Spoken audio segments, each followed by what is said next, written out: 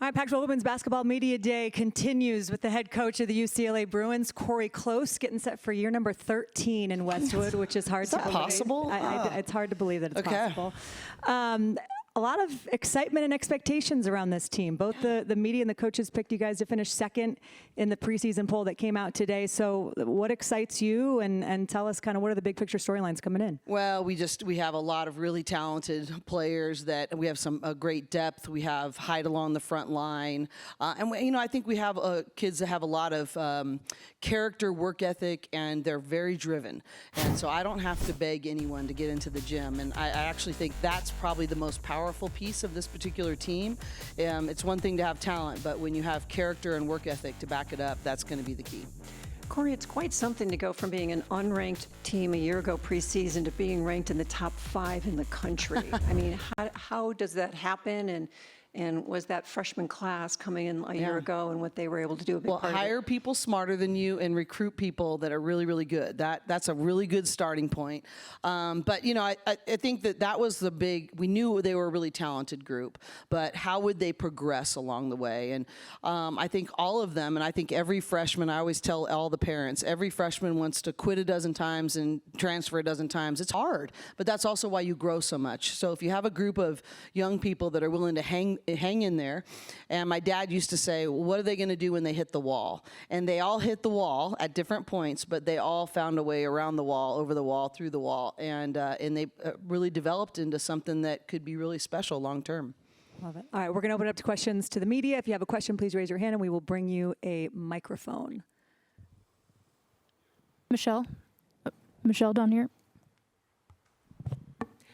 Hi, Cori. I'm Michelle Smith from The Next. How are you integrating your new players? You've got a lot of players returning. You've got a lot of fundamental base there from the team that you had last year. How are your new players coming in? And in particular, Lauren, and how she's moving into your postgame. Well, let's see, Lauren's already, she's fit in very, very well for us. She fit a really big need. I had the opportunity to coach her with the U19 World Cup team with USA Basketball. So I think it gave me just a little bit of a hint about how to integrate her, both her skill set, but also her mentality. So that's been an advantage. But I think the one that people aren't talking about that is going to make such a huge impact with that is Angela Duglitch. She is really put in the work. She's expanded her game. She can guard multiple positions. She can score in multiple ways. She's really developed into a 3-level scorer for us. So, I think that the new players combined, we have a really good mix. Maybe the first time in my time at UCLA, such a great mix of not only talent sets and versatility, but also age and experience. And so I think we have a really good mix of youth and enthusiasm that are really continuing to grow, but also some experience and versatility on that front. Cori, something that really speaks to me is London Jones. And a year ago, this highly recruited player comes in, spends most of the year coming off the bench. And what an impact she had. And then over the summer, she's on a USA basketball team and impactful there too. And that really speaks to what you're going to have this year. And her being that giving a year ago really sets the table for this year. Well, I think it's about, filling needs and really strengthening your puzzle, and her ability to pick up the ball full court.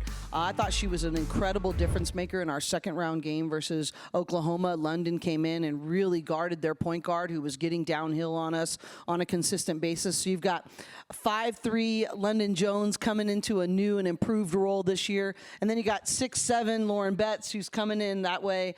So I really like the way that we are our new players, but are really filling needs. And I think London Jones is a great example of that. And not to mention the return of Charisma Osborne. Yeah, obviously I've been asked that several times today. Were you surprised at Charisma coming back? And yes, but I really trusted her process. She was going to trust her gut. She was going to listen to what was best for her life. But I'm not sure I've ever seen her mentality more consistent, more steady than it has been so far this year. Going to go to Cindy on the right. Cindy Brunson, Pac-12 Networks. Good morning, Cori. I guess we're in the afternoon now. So here's the situation. Some folks may have fallen asleep on UCLA the last couple of years. What have they been missing? Well, I think that they've been missing a building process of kids really dreaming big and saying, hey, we want to build this thing not only back to where it was, but we want to take it to new heights. And I'm inspired by young people that are willing to, come into a situation and try to dream about something that is new and different and do it a different way. I'm sort of a different kind of head coach in that way. And I'm grateful and I'm inspired by our young people that are willing to say, hey, we respect the trails that have been blazed before us, but we are here to do something that has not been done before. And so you've maybe been missing the start of that, but it's not too late. Jump on board. Come with us. We're excited about what's next. There's room on the train. There's room on the train for sure. I got to ask you about your summer. And the international trip that you guys took, it looked amazing. I saw some of the footage in Senegal and Germany. Got to go to Emily Bessoir's hometown, from what I understand. So what was unique about that experience, and what did your team learn from it? Well, I think it was, we did all the fun stuff, jet skiing, safari, all these amazing things. But I think really was about going deep in history and entering into other people's world. And, and honestly, I have to go back. You talk about what we were missing a few years ago. When the height of racial injustice and when MTAD was formed within our program, they said our next foreign trip has to include Africa. And that was an absolute commitment that we were unwavering on. And really credit Lauren Miller, Michaela Onyenwere, Kiara Jefferson, who were big parts of that.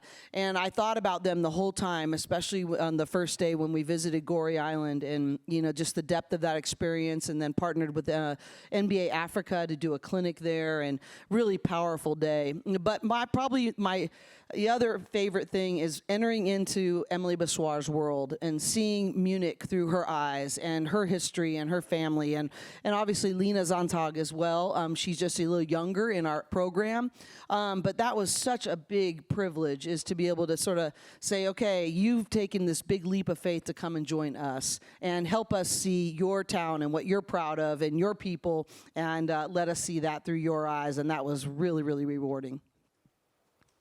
One of my favorite Instagram reels was Emily going around the training room and trying to teach people to speak German. So when they hit Germany, they would have some things to say. It was wildly entertaining, and they did a pretty good job with that. But it really speaks to your team and the kind of outreach that they do. Well, I have a hard enough time saying, they were just teasing me at lunch, hard enough saying their names right in English consistently. So German was way over my head, but she did an excellent job. Cori, I've got to ask you that the conference added a postseason award this year. It's the Tammy Blackburn Inspiration Award, and I think it's amazing. I don't know if it's officially been announced, so I hope I'm not breaking any news here, but it's going to go to a player, coach, or staff member who exhibits courage, resilience, and unbreakable spirit in overcoming adversity. And Tammy Blackburn is a colleague and dear friend of ours who is battling metastatic breast cancer. She just had a very intense surgery a couple days ago and is recovering. So Tammy, if you're watching, one, we love you. But two, can you just tell me from the coach's perspective how it was presented to you guys and how you voted so quickly to decide to add this award and what it means? Well, it's sort of just a no-brainer because we've been so deeply affected by that. And, Tammy, this is so Tammy, too. We lost someone very close to us in the UCLA program, in Jan Cloyd, who battled metastatic breast cancer. And really, honestly, for 30 years, she was going back and forth with different bouts of that. And who showed up at her memorial service that we were hosting at UCLA? Tammy Blackburn. And I just think, in the midst of all that she's battling, she wanted to come and honor Jan. And I just think that's how she's done things for so many. And so for us to respond to, that award and to be able to get on board with that, how could you not when you're around someone like Tammy who's set the stage of being, I just think we have a choice every day to be a giver or a taker. And to watch Tammy in the midst of her circumstance choose consistently to be a giver, I just think it's an honor to be a part of continuing her legacy. Beautifully said. We're going to go to Cindy on the right. Thank you so much for that on Tammy's behalf. That means more to us than you can imagine. I also want to compliment you on your connectivity to the WNBA. You are very intentional with your program to make sure that you pull through and see the Sparks and whoever is in town to play them, and that you have put some of the most incredible human beings into the league in Jordan, Canada, and Michaela Onyenwere, for example. I get to see Mick all the time in Phoenix. Thank you for that. So what is it about UCLA basketball that prepares players for the next level? Well, it's a commitment we made early on that we were going to have parallel paths of commitment of excellence. And one is we wanted to become a championship level program, obviously in college. But most, I would say 80–90% of our players have a dream to play in the WNBA. And so having a skill development program that really not only encompasses what it takes to be successful in college, but what does it take to be successful in the WNBA? What are the trends? What's happening in international and FIBA basketball? How do you work together with that? And so I think I have an incredible, it's not only my assistant coaches, but our video team, our player development staff have really been committed from studying film to analytics to our individualized player development plans that they reflect a commitment to not only prepare them for being successful in college, but for the next level as well. And that was just a part of our mission from the very start.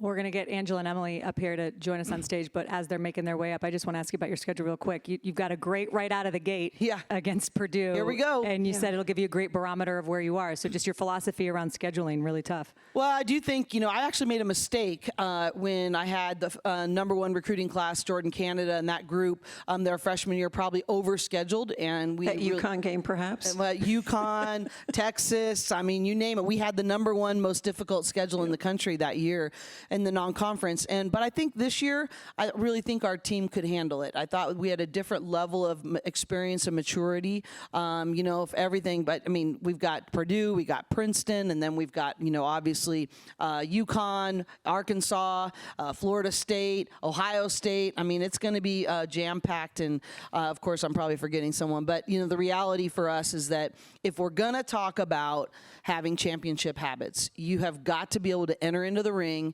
and face whatever it exposes. And so we're excited to do that, and we're very focused on the habits it's going to take to get there, and I think that's going to be an important part of the process. Love it. All right, we're looking forward to seeing your team, especially right out of the gate, and let's get some of your players on set. Cori Close, appreciate your time. Enjoy the rest of media day. I get to go off. You get to go off. There we you go. Get to They're exit way stage left. more entertaining. Yes. So, okay. Emily Bessoir, Angela Dugalich joining us now on stage. Ladies, great to see you. Hi, thanks for having us. Thank you. Are you going to teach Mary some German? If you wanna. Maybe after class. Maybe afterwards.